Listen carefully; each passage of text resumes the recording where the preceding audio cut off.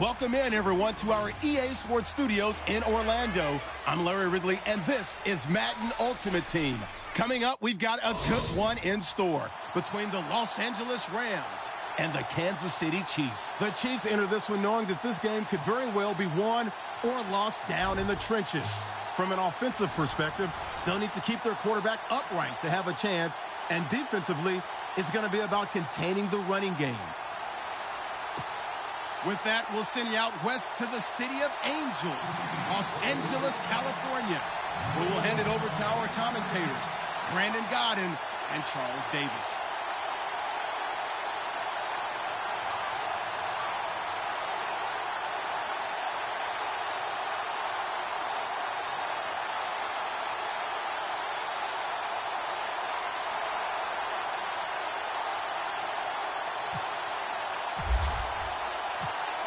Set now to kick this one away, and off it goes. And a short kick, taking it about the 16. And they're going to start this drive in pretty good shape as they get it up past the 30. So 1st and 10, and the Rams offense gets ready.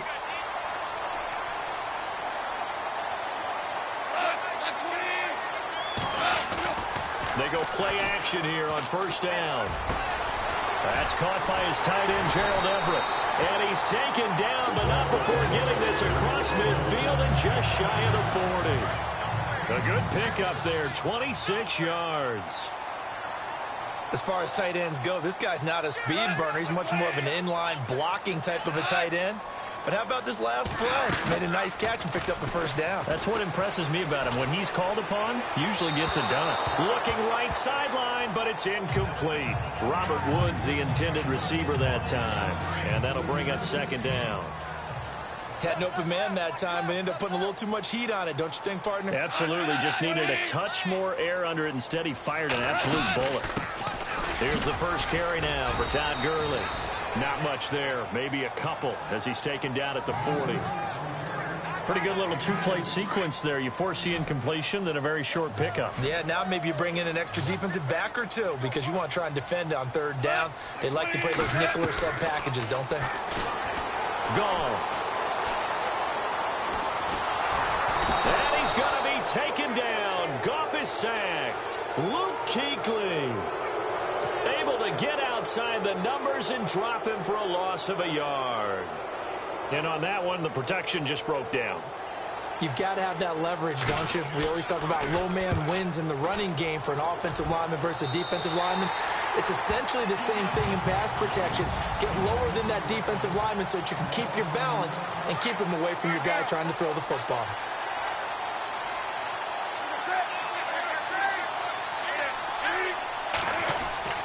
On 1st down, it's Newton. And he's going to drop this off to his fullback. And he's taken down, but not before he gets this across the 25-yard line. That goes for a Chiefs 1st down, 14 yards. Well, clearly one of his advantages as a passer is his height, sit back in the pocket, fired over the middle. That makes things tougher defensively, doesn't it? It really does. Of height, he can stay in there if he's willing to. 2 yards on the pickup there, but it's enough to give him a new set of downs. So just get on our backs, and we'll still get the 1st down. They love being physical. Ezekiel Elliott going to take it the distance. And all the way in for a Kansas City touchdown. Ezekiel Elliott, 63 yards. Concentration level may not have been there. I agree with you on that one because those types of plays, when they result like that, they're almost like big bolts of lightning, aren't they? Whoosh, and off he goes. And this will not be returnable. It's out of the back of the end zone for a touchback. And now out on the field, here comes Los Angeles. They punted last time they had it. What steps, Charles, you think they have to take to make sure they don't do that again? Well, let's just go to the football 101, the trade expression 101. Win 1st down. Make 5, 6, 7 yards on 1st down and make it a 2nd and 3, 2nd and manageable. Keep accumulating 1st downs that way. Keep moving the football. You don't want to get behind the sticks because then the defense has the advantage. A A reminder, coming up at halftime, Larry Ridley will join us from Orlando with our halftime report, but business to take care of before that. Now a draw as Goff gives to Gurley. Even with that broken tackle, can't get very far, stops short of the 30. Just a 1-yard pickup there, and it's going to make it 3rd down at 6. From the gun, here's Goff. He's got his man on the crossing route. And he's finally taken down, but not before getting across midfield and across the 45-yard line. They give him 27 yards on the 3rd down conversion. And he's going to be out of bounds down inside the 20. A really nice gain of 25 yards. When I watched Jared Goff on tape at Cal, I saw a guy who wasn't just a dart thrower. You know, a lot of people said, he's perfect for the West Coast offense. I always thought he could do a little bit more, and that was the reason why. He can push it downfield. And no escaping this time as he'll go down. They got him for a sack. It's interesting, partner, that most defenses try and guard the 35-yard line actively because they think the way kickers are nowadays, about a 52-yard field goal, they're kind of giving up points. But you get even deeper in the territory, you get into the red zone, they're going to guard it even more, which means more pressure, more blitzing. Absolutely nobody fooled there. He's going nowhere fast as he stopped behind the line of scrimmage. 1st and 2nd down were a disaster. Both went backwards. Now it's 3rd and 18. They need something big. On the draw, Goff gives to Gurley. And they take him down, losing yardage back at the 27. That'll make it 4th down after a loss of 1. Well, forget about finding a lane there. He barely had time to look up before he was planted in the backfield. Probably fortunate he's able to hold on to the football. They go ahead and snap it. Gone. And bulldoze. And he's going to take this one in for a Rams touchdown. And a little time left on the clock, so on the other side, they're thinking, gosh, we'd like to get that lead right back. Yeah, thanks for pointing that out. Here I am going ahead and tapping out the first half. Well, there's still time. They've got to make a decision about what they want to do on the kickoff, or they want to let their return guy touch it. So a tie ball game here as the kick's away. It's a short kick taken near the 18. And they're going to wind up with pretty good starting field position as they get it up past the 35. Now the Chiefs offense, they get ready to head on the field. And they had to go a long way on their last drive to score the touchdown. This time they get at least a little bit more of a cushion with field position. I have to think that with this field position, after what they did on the last drive, they might want to take a shot right now and try and cut down the length of the drive. That one good for 12 yards into Kansas City first. On 1st and 10, Newton. He'll get this complete to Cooper Kupp. And he'll be taken down, but not before getting this inside the 30. 23 yards on the play. A final shot before the break, Newton. And he'll be brought down inside the 20 at the 19. And we're going to get a timeout with 2 seconds remaining in the 2nd quarter. So with 2 ticks left here in the half, on is the field goal unit. It'll be from the right hash, and it'll be a 36-yarder. And Santos able to put this one up and through. It's good. We now proceed to the start of the 2nd half. Both teams appear ready for the fight ahead, and we resume action here in quarter number 3. Short kick here, fielded about the 17. Oh, Walker showing the power.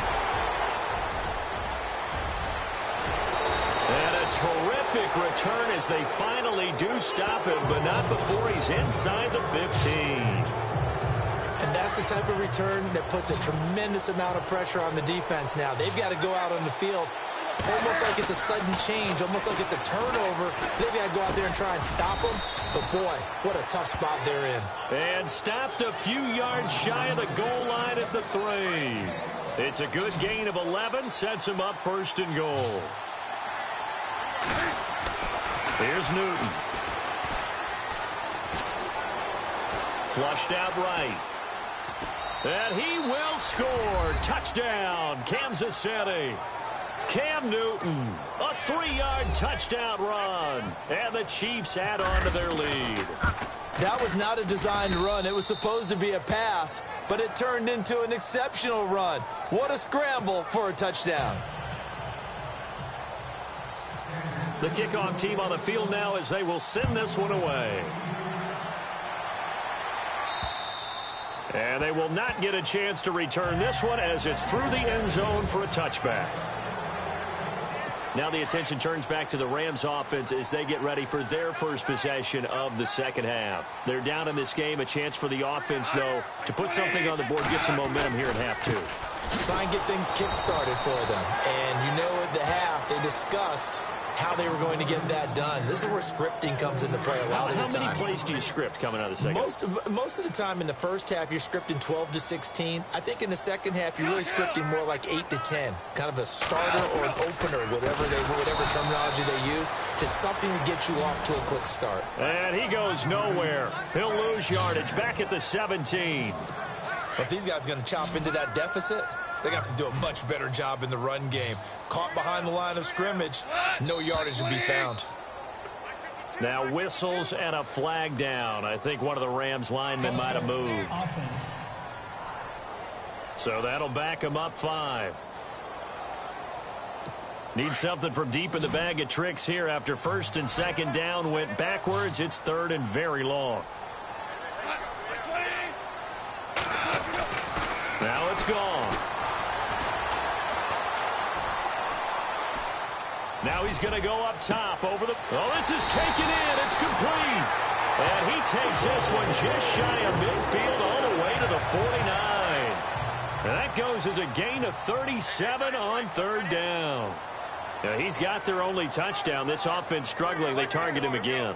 Everyone is looking for the hot hand, and sometimes you just don't have it. Maybe it's just lukewarm. But you go to that guy and try and turn it hot. Try and get things going. Find a way to get everything kick-started. As you noted, he has their only touchdown, so he's had the most success in the game thus far.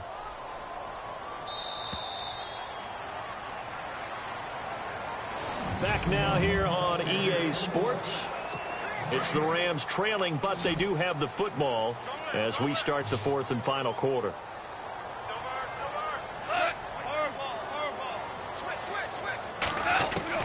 To throw on second down is gone. Out to the flat. That's complete to his running back. And he'll get it into enemy territory just across midfield at the 49. It'll be a 3-yard gain, and that'll bring up a third down. I know most of the time when the ball's in the air, you're thinking wide receiver, tight end, but running backs, they can be a big part of any passing offense nowadays. And this is going to be incomplete. We always talk about receivers. If the ball hits your hand, you're supposed to haul it in, but it is hard to adjust to a pass thrown a little bit behind you. That one was all the momentum going forward. Couldn't contort his body back to grab it.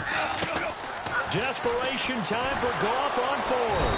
And he's going to go down way back at the 42-yard line. No luck for the Rams as they fail here on fourth down. And it'll be a turnover on downs. So now...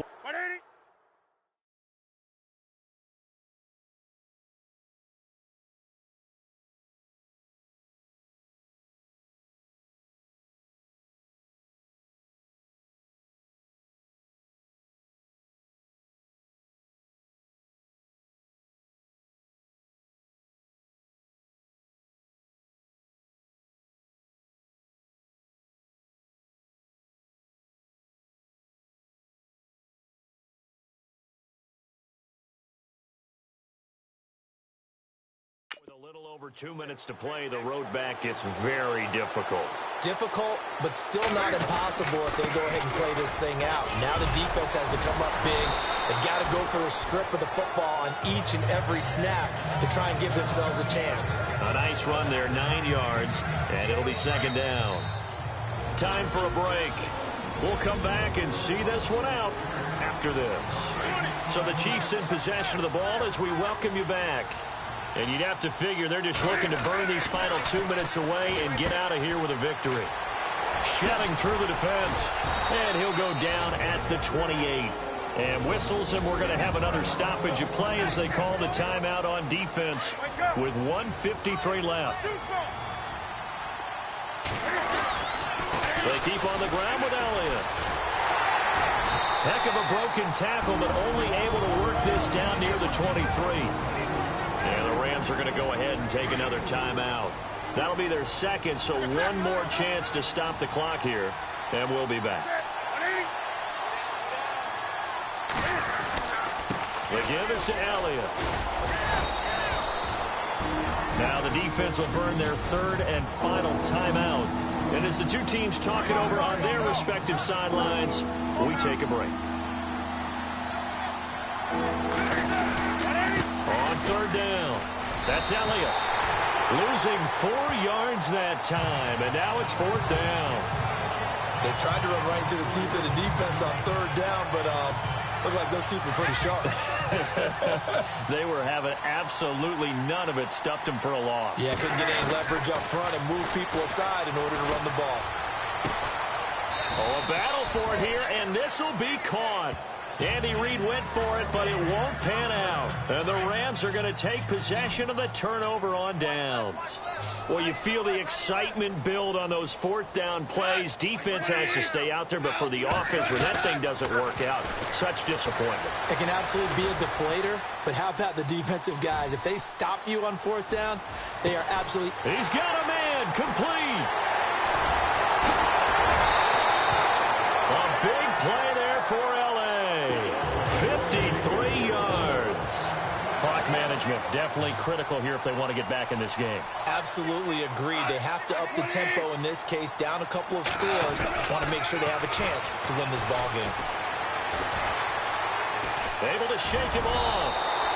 Nothing on that one. It'll be second down. And they're trying to line up quickly here. Goff urging them on.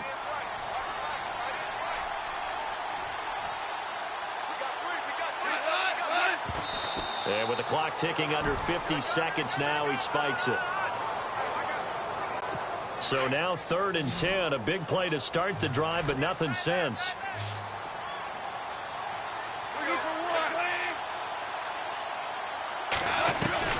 Now Goff.